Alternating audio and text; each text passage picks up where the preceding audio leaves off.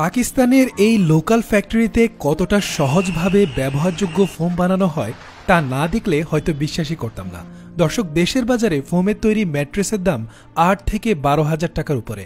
আর কিভাবে কোনো প্রকার আধুনিক যন্ত্র ছাড়াই স্টেপ বাই স্টেপ তারা এই কাজগুলো সম্পাদন করে তাই দেখব এই ভিডিওতে।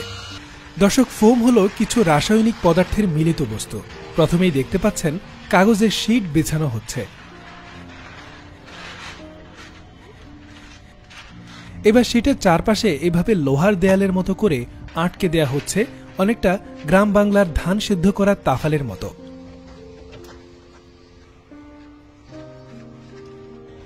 সব সেট করে এবার ফোমের কাঁচামাল প্রস্তুতের পালা। এখানে ড্রামে পলিউরেথেন রেজিন নামের এক প্রকার রাসায়নিক পদার্থ নেওয়া হচ্ছে। এটি সাধারণত অন্যান্য রাসায়নিকের সঙ্গে প্রতিক্রিয়া করে গ্যাস উৎপন্ন করে, যা ফোমকে ফুলিয়ে তোলে। এছাড়া ফোমের ঘনত্ব এবং স্থিতিশীলতা নির্ধারণে গুরুত্বপূর্ণ ভূমিকা রাখে। এই তরলের সাথে রং মেশানো হবে, তাই নির্দিষ্ট একটি রং তরলে ঢালা হলো। এবার সাদা যে রাসায়নিক পদার্থ মেশানো হচ্ছে দেখতে পাচ্ছেন, সেটা হলো ব্লোয়িং এজেন্ট। এটি ফোমকে ফোলাতে এবং ভেতরে ফাঁপা জায়গা তৈরি করতে ব্যবহৃত হয়। ব্লোয়িং এজেন্ট রাসায়নিক বিক্রিয়ার মাধ্যমে গ্যাস তৈরি করে। এই গ্যাস মিশ্রণকে ফুলিয়ে তোলে এবং ফোমের সেল বা বাবল তৈরি করে। ফোম কতটা হালকা বা ভারী হবে তা নির্ভর করে ব্লোয়িং এজেন্টের পরিমাণ ও প্রভাবের উপর। ব্লোয়িং এজেন্ট কম ব্যবহার করলে ঘন ফোম এবং বেশি ব্যবহার করলে হালকা ফোম তৈরি হয়।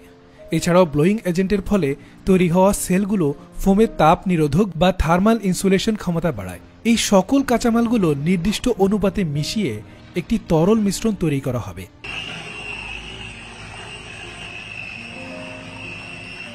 এবার মিশ্রণগুলো একটু আগে বানিয়ে রাখা পেপার শিটে ঢেলে দেওয়া হলো। এই বক্স আকৃতির দরজা বন্ধ করে দেওয়া হয়। ব্যাস, এবার আর বেশি কিছু করতে হবে না, একটু অপেক্ষা। দর্শক, দেখছেন কিভাবে ফুলে ফেপে উঠছে মিশ্রণগুলো।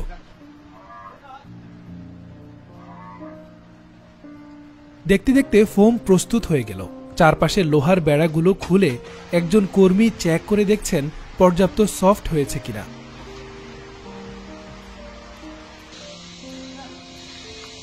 দর্শক, এবার এটাকে বাইরে নিয়ে আসা হয়েছে।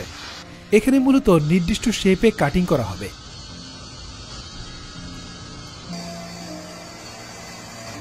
ফোম কাটার দৃশ্যটা কিন্তু বেশ স্যাটিসফাইং।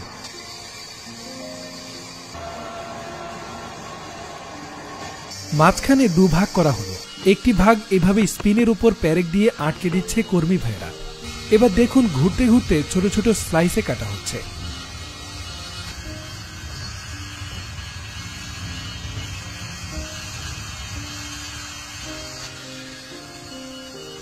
দর্শক, এই পর্যায়ে আপনাদের জানিয়ে দেই, আমাদের ভিডিওগুলো দেখছেন জেসমিন সাথী টরন্টো কানাডা থেকে, মোহাম্মদ আলমগীর হোসেন দুবাই থেকে, মুজাক্কির হুসাইন ভারতের আসাম থেকে, শেখ শান্ত নেত্রকোনা থেকে, আজাদ তামান্না লক্ষ্মীপুর থেকে, রিয়া আফরোজা নাটোর থেকে, হাফসা জান্নাত হবিগঞ্জ থেকে, শাহরিয়ার ইসলাম ব্রাহ্মণবাড়িয়া থেকে, মোহাম্মদ আমিনুল ইসলাম চট্টগ্রাম থেকে। দর্শক, আপনারা কে কোথা থেকে ভিডিওটি উপভোগ করছেন অবশ্যই মন্তব্য করতে ভুলবেন না।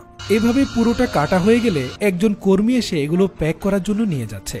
সাধারণত ফোম কোম্পানিগুলো অর্ডারের ভিত্তিতে ফোম কাটিং করে। কারো মোটা দরকার হলে ওভাবেই কাটিং হয়, আবার এখানে যিনি অর্ডার করেছেন তার দরকার এরকম স্লিম সাইজের, তাই সেভাবেই কাটা হয়েছে। দর্শক, এবার একটি সাদা পলি দিয়ে বেঁধে বাজারে পাঠানো হবে। দেখলেন তো, খুব একটা কঠিন মনে হয়নি নিশ্চয়ই? অথচ বাজারে কিন্তু এই ফোমের দাম বা এরই তৈরি প্রোডাক্ট অনেক চড়া দামে বিক্রি হয়। আসলে ইউনিক আইডিয়া থাকলে এমন ডিফারেন্ট কিছু আপনিও শুরু করতে পারেন।